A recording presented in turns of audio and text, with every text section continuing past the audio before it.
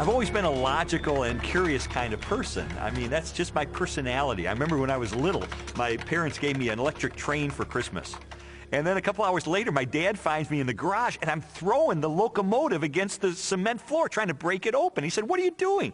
And I said, "Well, I'm just trying to figure out how it works." I mean, my parents, because of all the why questions I would ask, finally went out and said, "Here," and they bought me an encyclopedia and said, "Look, the answers are in there. Go look for them. Go find them yourself." I mean, that's just the way I was. And so I guess it's natural that I would become a journalist, because journalists are looking for facts, they're looking for evidence, they're looking for data, they're looking for something that they can publish in the paper and have confidence it is true. Lee Strobel earned a Master of Studies in Law degree from Yale Law School and is the former legal editor of the Chicago Tribune. He is the best-selling author of several books that explore the evidence for the Christian faith. I guess given my curiosity, it's not surprising that when I was in high school, science was my favorite topic, because there the teachers actually encouraged me to cut open frogs and find out how things work, which I thought was great. When I was a teenager, I had this deep trust in science, and I think part of it was prompted by the fact that I grew up in post-Sputnik America, where Eisenhower encouraged all young people to delve into science so we could catch up with the Russians. So to me, science sort of represented the empirical, the hard facts, the things that could be proven experimentally, and that was sort of the way in which I looked at life. I thought people who had faith, people who believed in supernatural things like God, I saw that as a sign of weakness, because, do you have any data to back that up? In the autumn of 1966, Strobel's interest in science led to a life-changing decision. I can take you back to the exact spot where I was sitting. It was in the third floor, overlooking the asphalt parking lot. I was in the second row, the third chair from the front, when my biology teacher recounted in great detail this experiment that had been conducted in the early 1950s at the University of Chicago. This experiment that impressed Strobel so deeply was one of the most famous in the history of science. In 1953, Stanley Miller, a graduate chemistry student, tried to demonstrate how life first emerged on Earth. Miller attempted to reproduce the Earth's early atmosphere. He pumped hydrogen, methane, ammonia, and a small amount of water vapor into a maze of glassware. Then sparked the gases with electrical discharges to simulate lightning. After 5 days, he discovered what he had hoped for: a few simple amino acids, the basic building blocks of living organisms, had collected in the dark residue at the bottom of the glass. Many hailed Miller's experiment as proof that essential components of life could have formed in the oceans of the Earth billions of years ago. The philosophical implications of Miller's experiment were instantly obvious to me. And for me, it was a eureka moment, because I heard this and I thought, wait a minute. If you can show scientifically that life can emerge without any outside assistance, if life can emerge just from naturalistic circumstances, then God was out of a job. From there, the acceptance of Darwinian evolution, and full-blown atheism for that matter, was pretty easy. Because if living organisms could emerge by themselves out of this primordial soup without the assistance of any kind of a god or supernatural intervention, then they certainly could develop naturally over the eons into more and more complex creatures, just as Charles Darwin theorized in his book On the Origin of Species. As Strobel embraced Darwinism and its atheistic implications, he was surprised to discover that many Christians believed their faith was compatible with Darwinian evolution. There's no way you can harmonize neo-Darwinism with Christianity. I could never understand Christians who would say, well, I believe in God, and yet I believe in evolution as well. You see, Darwin's ideas about the development of life led to his theory that modern science now generally defines as an undirected process, completely devoid of any purpose or plan. Now, how could God direct an undirected process? How could God have purpose and a plan behind a system that has no plan and no purpose. It just does not make sense. Didn't make sense to me in 1966, and it doesn't make sense to me now. In 1972, Lee Strobel married Leslie Hurdler. 5 years later, Leslie, an agnostic, became a Christian. And I thought, this is divorce. This is going to be the end of our marriage. But all the negative things I expected to happen in her as a result of her newfound faith, they didn't happen. And instead, I saw positive changes in her values and her character and the way she related to me and the children. And I thought, wait a minute. She is attributing this to God. And I don't believe God exists. And so that was the main thing that prompted me to say, maybe I need to really investigate this and get to the bottom of this and determine, is there really any rational way I could ever believe that this kind of a God really exists and really causes this kind of transformation in a human being? And so I decided to use my legal training and journalism training, my scientific curiosity, to systematically investigate, is there any credibility to the Christian faith? Because science had played such an instrumental role in his turn to atheism, Strobel embarked on an investigation of major discoveries in biology, chemistry, cosmology, and physics. His studies spanned more than 20 years and included interviews with scientists and scholars as he sought to determine for himself what these discoveries implied about the reality of a creator. Throughout his inquiry, one question remained constant.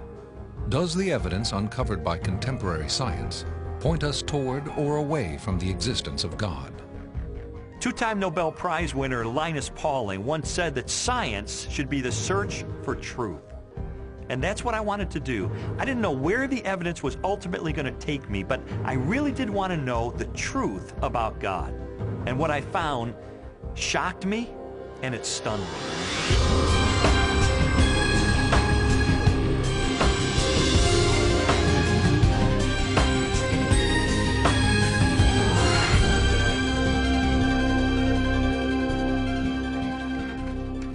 Strobel's search began with an examination of evidence that challenged materialistic theories of life's origin.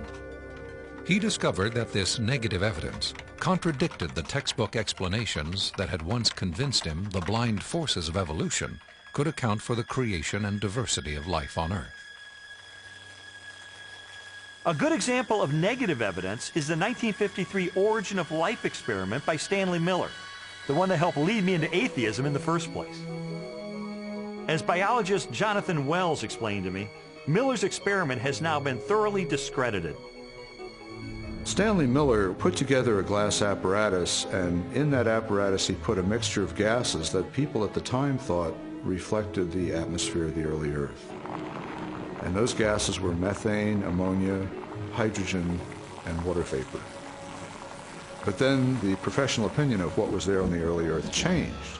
In the 60s, geochemists revised their hypothesis and decided that the hydrogen, being very light, would have escaped into outer space. The Earth's gravity isn't strong enough to hold it.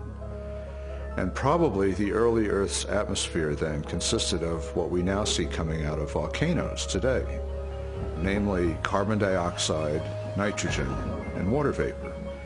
Well, if the early Earth's atmosphere consisted of those gases, then Stanley Miller's experiment would not work. In fact, he himself tried it with those gases, and he found that he couldn't produce any amino acids at all.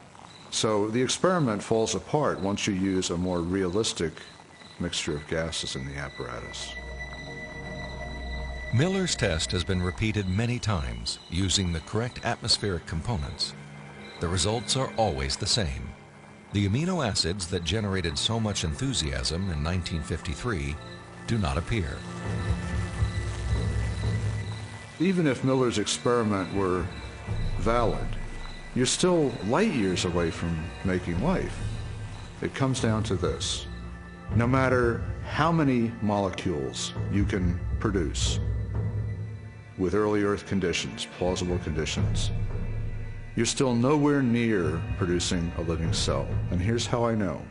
If I take a sterile test tube and I put in it a little bit of fluid with just the right salts, just the right balance of acidity and alkalinity, just the right temperature, the perfect solution for a living cell.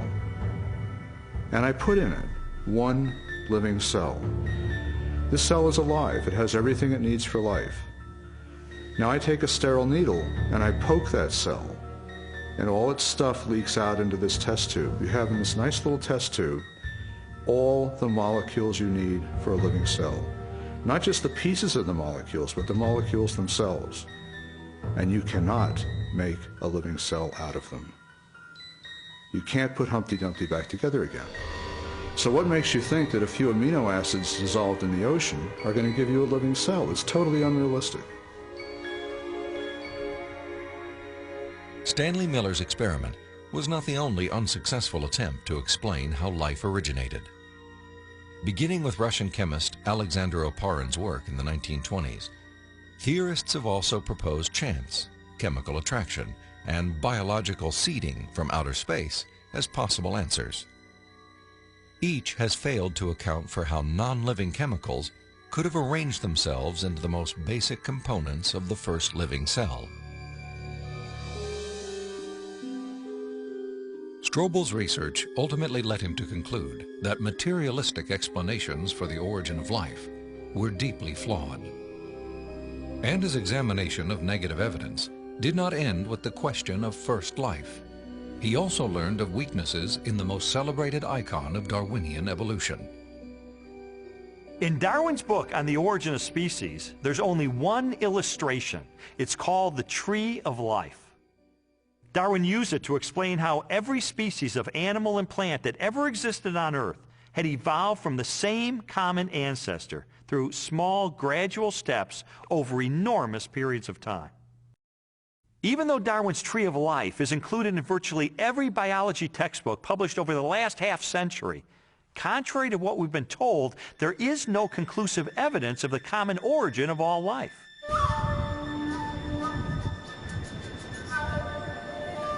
Perhaps the most damaging blow to Darwin's theory is the fossil record. If all living organisms have descended from the same primitive life form, then the rock strata of the Earth should be filled with the fossilized remains of animals that were once part of a great evolutionary chain. A chain of small biological modifications, ultimately leading to a spectacular diversity of life.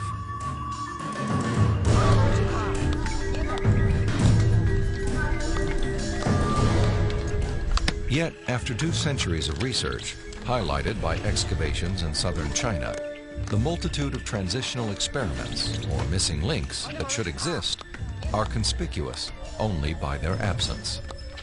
The most graphic example of this void in the fossil record is a geological era known as the Cambrian explosion. The branching tree pattern of Darwin's theory is actually not seen anywhere in the fossil record unless we impose it with our own minds. So the Cambrian explosion is the most dramatic refutation of the Tree of Life. The Cambrian explosion of life was a dramatic episode in geological history. Usually dated at about 530 million years ago, the exquisitely preserved Cambrian fossils reveal that the body plans for virtually every major animal phyla appeared, not gradually and slowly as Darwin had speculated, but instead with astonishing suddenness. If we imagine the whole history of life on Earth taking place in one 24-hour period, the current standard estimates for the origin of life put it at about 3.8 billion years ago, let's say 4 billion. So if we start the clock then, our 24-hour clock, 6 hours, nothing but these simple single-celled organisms appear, the same sort that we saw in the beginning. 12 hours, same thing. 18 hours, same thing. 3/4 of the day has passed, and all we have are these simple, single-celled organisms. Then at about the 21st hour, in the space of about 2 minutes, boom, most of the major animal forms appear in the form that they currently have in the present. And many of them persist to the present, and we have them with us today. Less than 2 minutes out of a 24-hour period. That's how sudden the Cambrian explosion was. In a geological instant, the animal kingdom leaped from small, relatively simple organisms to extraordinary creatures with spinal cords, compound eyes, and articulated limbs. The record of this explosion of life looks nothing like Darwin's slowly branching tree. Darwin's theory is that there's a tree of life where you have one organism diverging into many other organisms and big differences appearing at the top. What we really see is from here up. This does not exist in the fossil record. If I were using a botanical illustration, it would be a lawn with separate blades of grass sprouting independently of each other. And those would be the phyla. Now within each phylum, there is subsequent diversification. But even there, I don't see the branches connecting that would make them a tree of life. As scientists, it's not our job to force the evidence into a theory that just doesn't fit it. And so I have absolutely no desire or reason to uphold Darwin's theory at this point.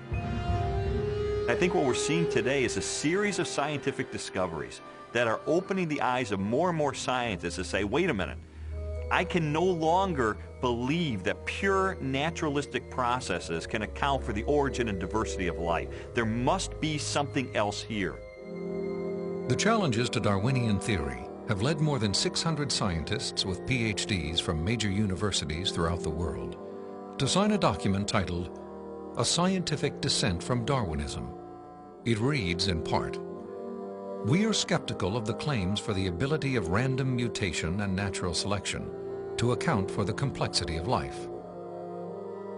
These are scientists with PhDs from Stanford and Berkeley and University of Chicago and Cambridge, major universities, who've looked hard and fast at the evidence and walked away saying, I am not convinced. Maybe there's another explanation.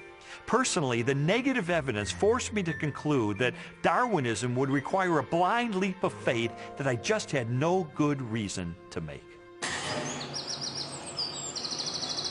Strobel's rejection of Darwinism and materialistic science was also based on the large body of positive evidence for intelligent design. Evidence he first confronted in the science of cosmology, which explores the origin of the universe.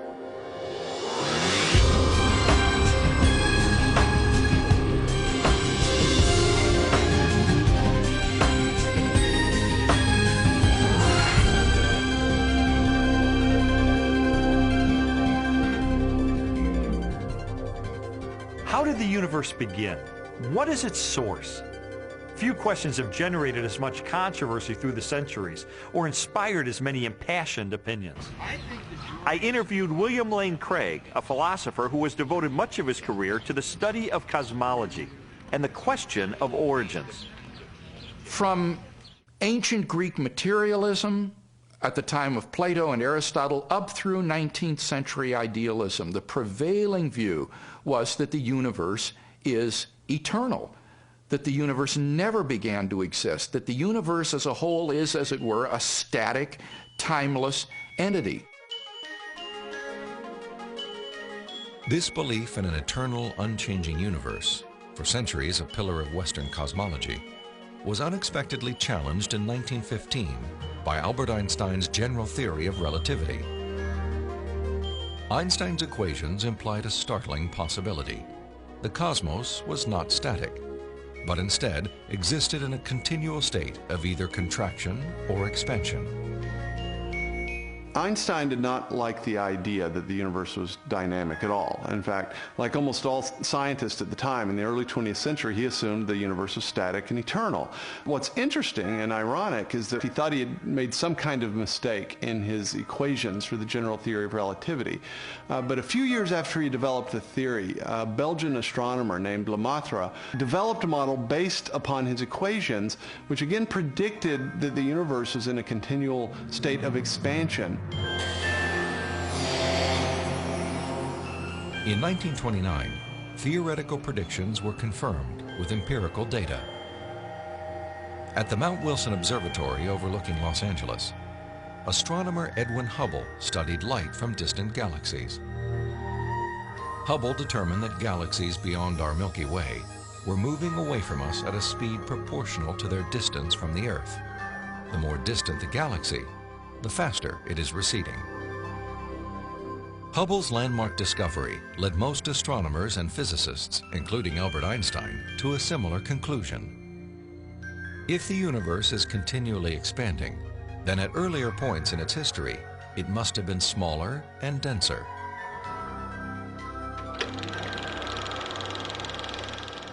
I think a good way to visualize this is to imagine that the history of the universe has somehow been photographed and made into a movie that we could play on a projector. As the projector runs forward, we watch the universe as it continually expands. But if the projector were to be stopped and were switched into reverse to make the movie run backward, then instead of watching the galaxies move farther and farther apart from each other, we'd see them draw closer and closer together. As you trace this expansion back in time, the universe grows denser and denser and denser until finally the entire known universe is contracted down to a state of infinite density, which marked the beginning of the universe. At this point, which cosmologists call the singularity, all matter and energy, physical space and time themselves came into being. This literally represents the origin of the universe from nothing. So the startling implication of Hubble's discovery was the temporal finitude of the universe, that the universe had an absolute beginning at some point in the finite past. During the second half of the 20th century, other discoveries also pointed to a universe with a beginning. These images of the cosmic microwave background radiation document what most scientists now believe is the remnant heat generated during the universe's early history. Background radiation is found throughout the cosmos and indicates its expansion from a sudden, perhaps violent moment in time. This evidence for a finite universe has reaffirmed the conclusion of an ancient philosophical deduction. It is called the Kalam cosmological argument. The Kalam argument is deceptively simple in its formulation. It consists of basically three steps. Premise one is that whatever begins to exist has a cause. Something cannot come into being uncaused out of absolutely nothing. Premise two is that the universe began to exist. And the remarkable development that has occurred is that for the first time, we now have solid scientific evidence for the truth of that second premise, that the universe began to exist. And from those two premises, it follows logically, therefore, the universe has a cause of its existence. Whatever begins to exist has a cause. The universe began to exist, therefore the universe has a cause of its existence.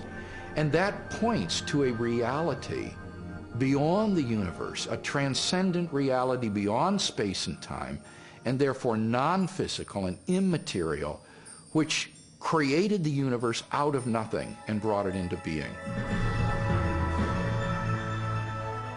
The implications of a finite universe, coupled with other discoveries of modern cosmology, have led many scientists to unmistakably theological conclusions.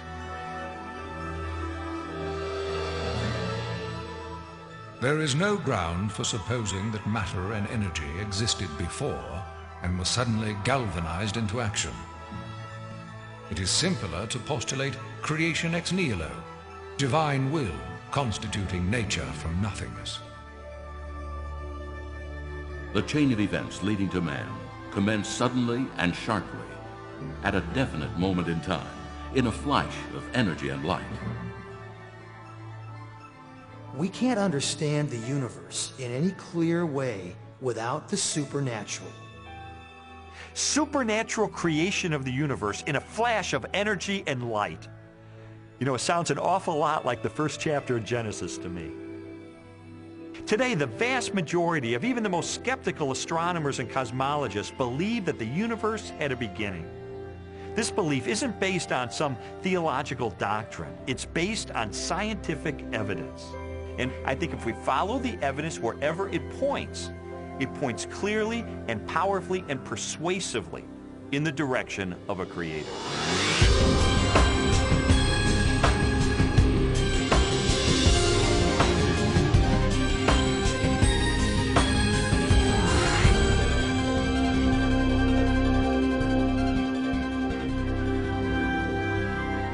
Since the beginning of time, all the matter in the universe has been governed by precisely balanced laws and constants. During an interview with Robin Collins, a philosopher with degrees in mathematics and physics, Strobel learned how these laws offer compelling evidence for a creator and conspire to make the universe habitable for life. The laws of physics are balanced on a razor's edge for life to occur. For example, if you didn't have something like gravity that pulled matter together, you would never get planets, you wouldn't get stars, you wouldn't get any complex organisms. If you didn't have the strong nuclear force, there would be nothing to hold protons and neutrons together in the nucleus. And so you wouldn't have any atoms, so no chemistry. If you didn't have the electromagnetic force, you would have no bonding between chemicals.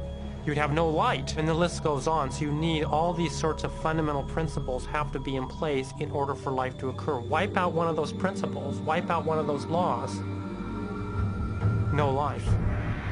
Strobel learned that life also hinges on the precise strengths and relative values of many different physical constants. One example of this fine-tuning is the force of gravity. Imagine a ruler divided up into 1-inch increments and then stretched across the entire universe, a distance of some 14 billion light years. For the purposes of illustration, the ruler represents the possible range for gravity. In other words, the setting for the strength of gravity could have been anywhere along the ruler, but it just happens to be situated in exactly the right place so that life is possible. Now, if you were to change the force of gravity by moving the setting just 1 inch compared to the entire width of the universe, the effect on life would be catastrophic. No large-scale life forms could exist. Anything that was more than the size of a pea would be completely crushed. So you might be able to get life of a very, very primitive sort, such as bacteria, but you could never get conscious observers. The strength of gravity is just one of at least 30 separate parameters that must be finely tuned to produce a life-sustaining universe. Another example is the cosmological constant. The cosmological constant describes the expansion speed of space in the universe. If space expands too quickly, then the universe will spread out so quickly that material objects can't form. So you can't get stars and galaxies and planets and the types of things that we, of course, take for granted in our universe. Physicists have determined that the cosmological constant is fine-tuned to 1 part in 100 million billion billion billion billion billion. Such precision has been compared to traveling hundreds of miles into space, then throwing a dart at the Earth and hitting a bullseye measuring 1/trillionth of a trillionth of an inch in diameter, an area less than the width of a single atom. Just consider those two parameters, gravity and the cosmological constant. Their level of fine-tuning is to a precision of 1 part in 100 million trillion, trillion, trillion, trillion, trillion, trillion. I mean, that's like 1 atom in the entire known universe. This fine-tuning is also evident at the atomic level. The strong nuclear force binds atoms together. If the strength of this force were to decrease by 1 part in 10,000 billion billion billion billion, the only element left in the universe would be hydrogen. Again, chemical life would not be possible. The fine-tuning of the laws and forces of physics is so precise that few theorists are comfortable invoking mere chance as an explanation, unless our universe is not the only roll of the dice.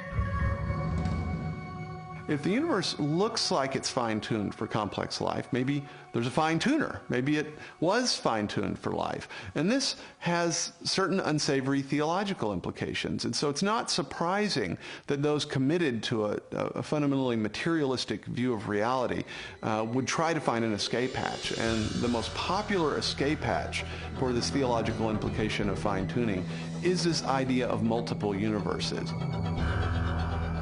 As its name suggests, the theory of multiple universes proposes that our universe is not alone.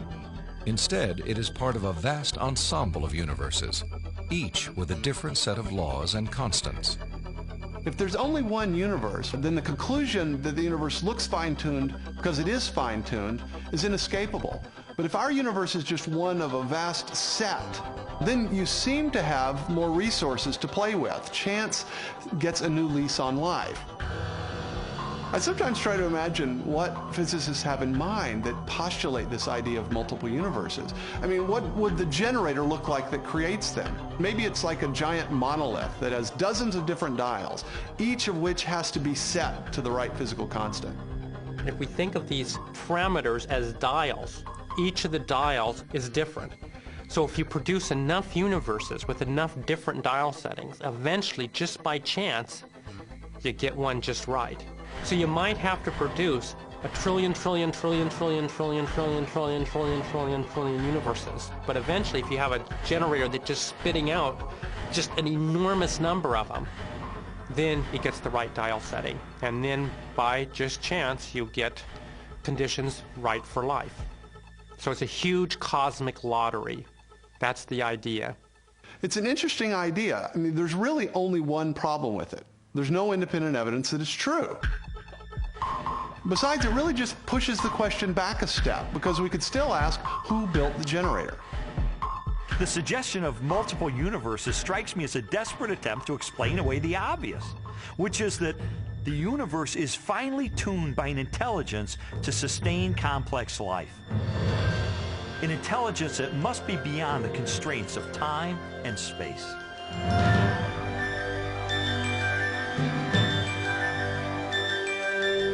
Strobel's journey through a universe finely tuned for life inevitably led him home, to the blue jewel of our solar system, the planet Earth. There he encountered another array of critically balanced conditions essential to human existence. When I was an atheist, I saw planet Earth as being one of probably billions of planets just like it all over the universe. I saw our sun as being an average, undistinguished type of a sun. I figured as I looked up at the stars at night that there must be millions and millions of advanced civilizations out there. I just thought there was an ordinariness to our situation. This line of reasoning was totally consistent with my atheistic worldview. But what I learned later is that it's not consistent with what science is revealing about the Earth. Strobel's investigation caused him to consider the many conditions necessary for a life-sustaining planet. In the process, he was introduced to the science of astrobiology and astronomer Guillermo Gonzalez. I'm an astrobiologist, and what motivates me is just to examine the conditions necessary for life and look elsewhere in the universe and see if those conditions are met anywhere else. And the answer could be yes, and the answer could be no, and either answer is interesting. For more than a decade, Guillermo Gonzalez has researched the characteristics of a planet required to support complex life. Estimates vary, but a current list of these factors would number at least 20 and include an oxygen-rich atmosphere, liquid water and large continental landmasses, a home star of the right temperature and mass, an orbital path that is neither too far nor too close to the home star, a moon large enough to stabilize the tilt of the planet's axis and the movement of its tides, a magnetic field strong enough to deflect the sun's radiation, and a position in the relatively narrow habitable region of a spiral galaxy. All these factors have to be met at one place and time in the galaxy if you're going to have a planet as habitable as the Earth, which you need for complex and even technological life. Theorists have attempted to calculate the odds of all the necessary factors for life appearing at the same time on the same planet.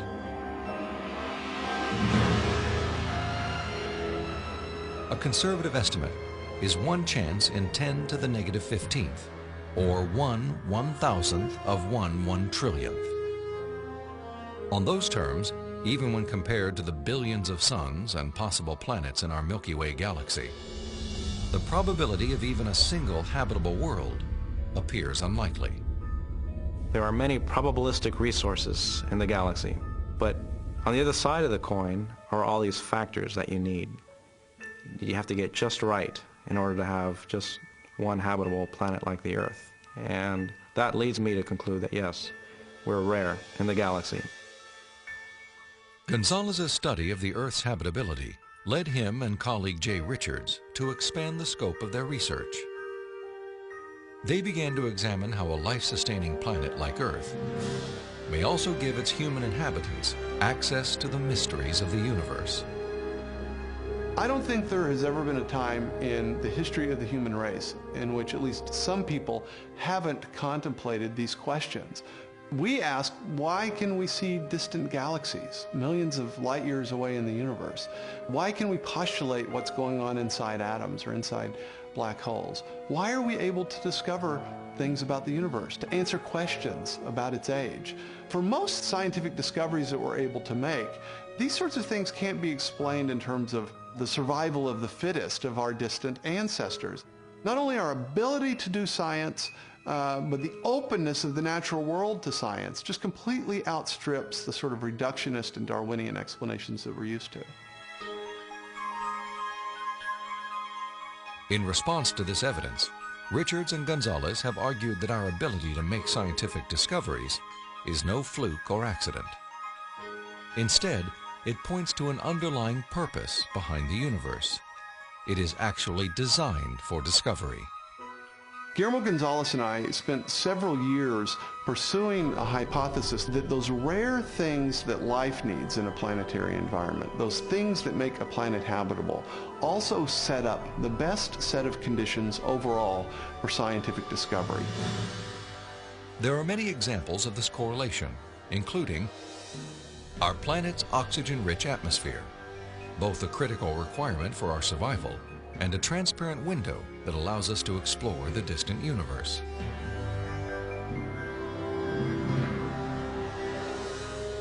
The Earth's precise distance from the Sun and the size of its moon and home star. These factors not only control our planet's temperature, axial tilt, and the movement of its tides, they also ensure perfect solar eclipses, phenomena that have provided scientists with invaluable data about the composition of stars and the properties of light. And our location in the Milky Way. The Earth is positioned between two spiral arms within a relatively small region where life is possible. As a result, we enjoy an excellent platform for clear, unimpeded views of our galaxy and the rest of the cosmos. I think God intentionally created a habitat for us that allows us to see Him through the creation that He has left behind. And this habitat is conducive for us to do scientific research. It didn't have to be that way, but it is. Why? Because I believe that by doing science, we find God.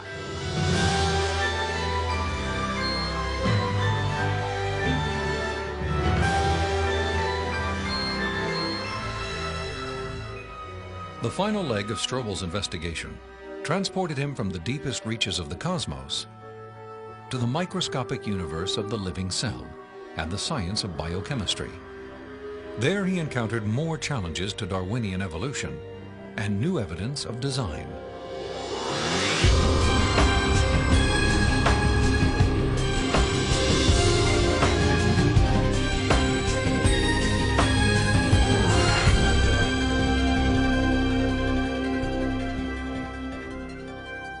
Throughout the second half of the 20th century, spectacular technologies revolutionized scientific understanding of the cell, the basic unit of life.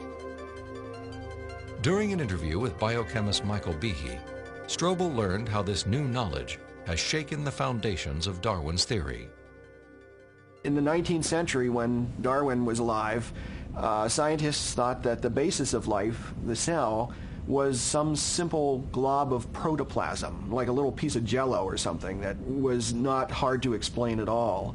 But with the hard work of science in the 20th century, we've seen that the cell is far from simple. It's got very complicated molecular machines and things that are very resistant to Darwinian explanation.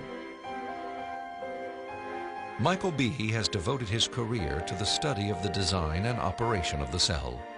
He has also written extensively on the biochemical challenge to evolution. Most people have no idea of how small and complex cells are. A typical cell from you or me, called a eukaryotic cell, is probably 1/10 of the size of the head of a pin. And yet in that single cell, there are about 3 billion units of DNA making out the chromosomes. And those 3 billion units make the molecular machines of the cell, literally machines that make the cell work. With computer animation, we can enter the cell. Here, the staggering complexity of its molecular machinery is clearly seen. It's like going into an automobile factory. The factory has a large number of machines. The parts have to fit together in very specific ways to do their jobs, and if things go wrong, the cell is in big trouble. And just one cell is enormously complex, but humans, you and I, are made from trillions of cells, and those trillions of cells have to fit together in the right way and do their own job. Darwinism was a lot more plausible when we were thinking about globs of protoplasm than it is when we're thinking about molecular machines. Each of these biochemical machines is a masterpiece of engineering and nanotechnology. They are essential to functions as vital and diverse as vision, photosynthesis, and the production of energy in the cell. Michael Behe has studied several of these machines, including the flagellum, a remarkable rotary motor. I remember the first time I looked in a biochemistry textbook and I saw a drawing of something called a bacterial flagellum with all of its parts in all of its glory. It had a propeller and the hook region and the drive shaft and the motor. And I looked at that and I said, that's an outboard motor. That's designed, you know, that's no chance assemblage of parts. Behe's reaction was not surprising, especially when the bacterial flagellar motor is animated and magnified more than 50,000 times to display the details of its construction and operation. Howard Berg at Harvard has labeled it the most efficient machine in the universe. These machines, some of them are running at 100,000 RPMs and are hardwired into a signal transduction or sensory mechanism so that it's getting feedback from the environment. It's got some tail proteins which act as the propeller. When the flagellum rotates, these push against the water and therefore push the bacterium forward. And the motor uses a flow of acid from outside of the cell to the inside of the cell to power the turning. The bacterial flagellum has 2 gears, forward and reverse, water-cooled, proton motive force. It has a stator, it has a rotor, it has a U-joint, it has a drive shaft, it has a propeller. It's not convenient that we give them these names. That's truly their function. In all, about 40 different protein parts are required to build a flagellar motor. Half of them are constructor proteins, specialized mechanisms that assemble the flagellum's individual components. Since its discovery, biologists have tried to understand how a machine of such superb design could have arisen gradually, without foresight or plan, through the biological pathway Darwin envisioned. I think what Darwin was trying to show was that things that look designed aren't really designed, but that we can find naturalistic processes to account for the complexity of life. Darwin theorized that every part of every living organism evolved through natural selection, a blind process that acts upon random changes in the cell. Darwin believed that, given enough time, these random variations would transform the simplest cells into the great diversity of life that inhabits our planet. In his study of evolution and molecular machines, Michael Behe has raised a significant challenge to the creative power of Darwin's mechanism of natural selection. It is called irreducible complexity. Irreducible complexity was coined by Mike Behe in describing these molecular machines. Basically what it says is that you have multi-component parts to any given organelle or system in a cell, all of which are necessary for function. That is, if you remove one part, you lose function of that system. Irreducible complexity can be illustrated by a familiar, non-biological machine, a mousetrap. The trap is composed of 5 basic pieces: a catch to hold the bait, a strong spring, a thin bent rod called the hammer, a holding bar to secure the hammer in place, and a platform upon which the entire system is mounted. If any one of these parts is missing or defective, the mechanism will not work. All components of this irreducibly complex system must be present simultaneously for the machine to perform its function. Catching mice.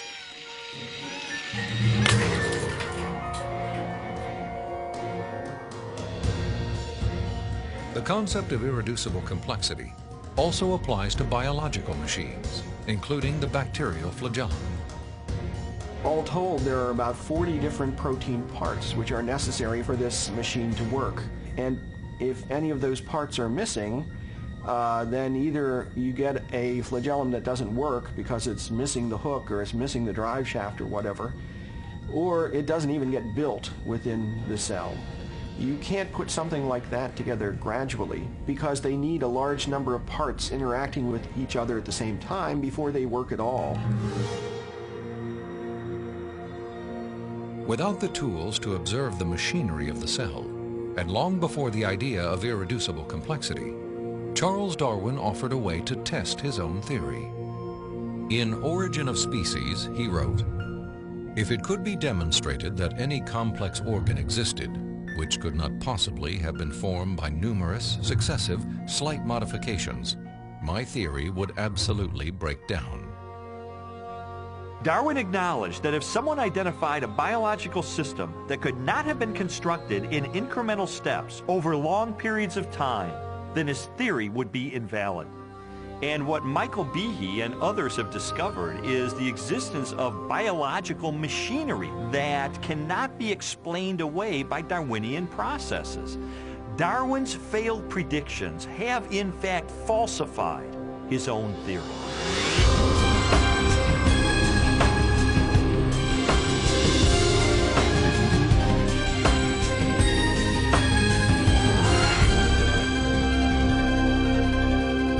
The existence of complex biological machines raises an obvious question. If natural selection wasn't the agent of their construction, then what was? The centerpiece of my investigation was an interview with philosopher of science, Dr. Stephen Meyer. Meyer, who holds a PhD from Cambridge University, brought me face to face with the most efficient information processing system in the universe. The DNA molecule and its language of life. The discovery of the information-bearing properties of DNA and RNA is a fundamental challenge to all materialistic theories of the origin of life. Neo-Darwinism and its associated theories of chemical evolution and the like will not be able to survive the biology of the information age, the biology of the 21st century. Meyer's conclusions are based upon his understanding of the DNA molecule and the genetic instructions that are locked within the nucleus of living cells. In 1953, when Watson and Crick elucidated the structure of the DNA molecule, they discovered that DNA was a carrier of genetic information in the form of a 4-character digital code. That is to say that DNA functions like a software program, only more complex than anyone has ever created or devised. For a biological system to run and operate, it needs genetic information to build the proteins and protein machines that cause the cells to maintain their function. This information is stored in a precise arrangement of 4 chemicals that scientists represent with the letters A, C, T, and G. Sequences of these chemicals provide the instructions necessary to assemble complex protein molecules that in turn help form structures as diverse as eyes, legs, wings, and hearts.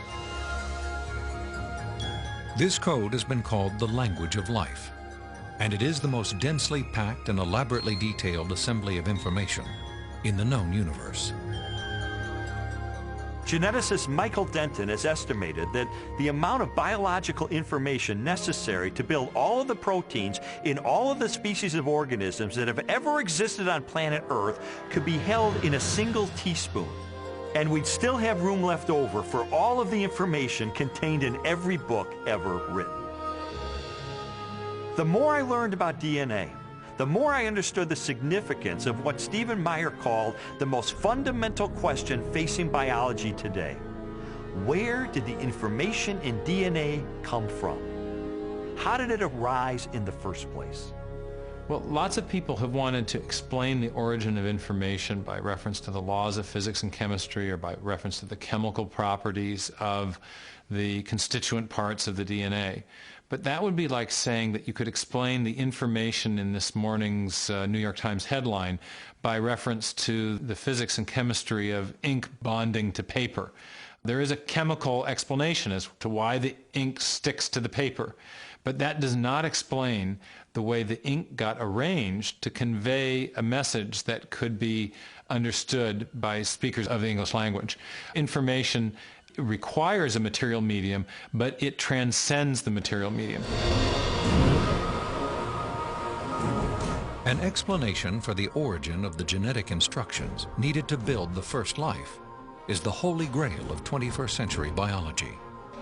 Theories proposing that this information arose through natural selection acting upon non-living molecules, or the self-organizing power of chemicals in a primordial soup, have repeatedly failed.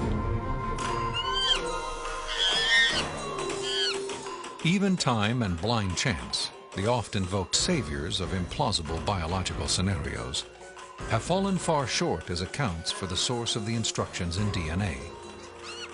Mathematicians, for example, have calculated that a universe filled with monkeys, typing relentlessly throughout the oldest estimated age of the cosmos, would have no realistic chance of producing Shakespeare's play Hamlet, let alone a transcript of the genetic information required to build even the simplest living cell. Based on our uniform and repeated experience, which is the basis of all scientific reasoning about the past, there is only one known cause for the origin of information, and that cause is intelligence. Whether we're looking at a hieroglyphic inscription, a section of text in a book, or a computer software, if you have information and you trace it back to its source, invariably you come to an intelligence. Therefore, when you find information inscribed along the backbone of the DNA molecule in the cell, the most rational inference, based on our repeated experience, is that an intelligence of some kind played a role in the origin of that information. The implications of the scientific evidence, coupled with Meyer's logic, are profound. If we are finding information inside every cell and every living creature, could that not be, in a sense, the signature of a creator?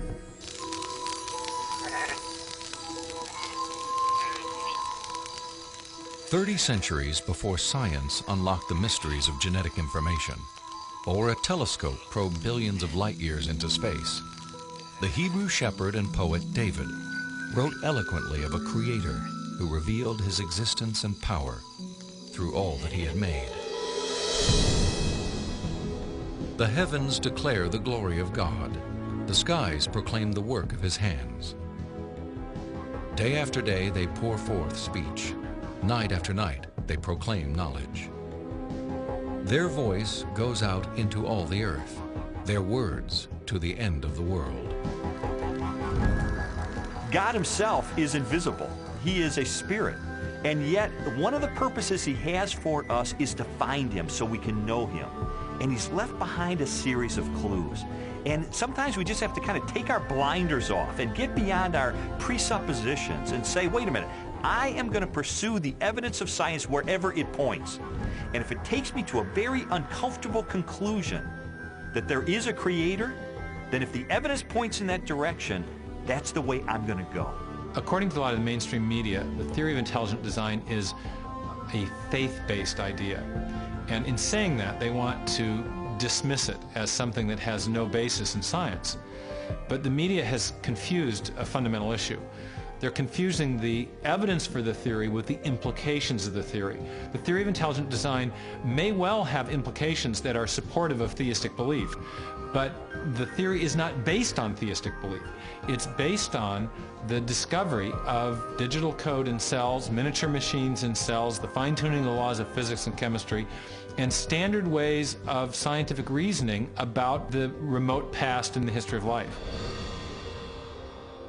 40 years ago, a lecturer in a high school biology class convinced an inquisitive 14-year-old freshman that there was no God.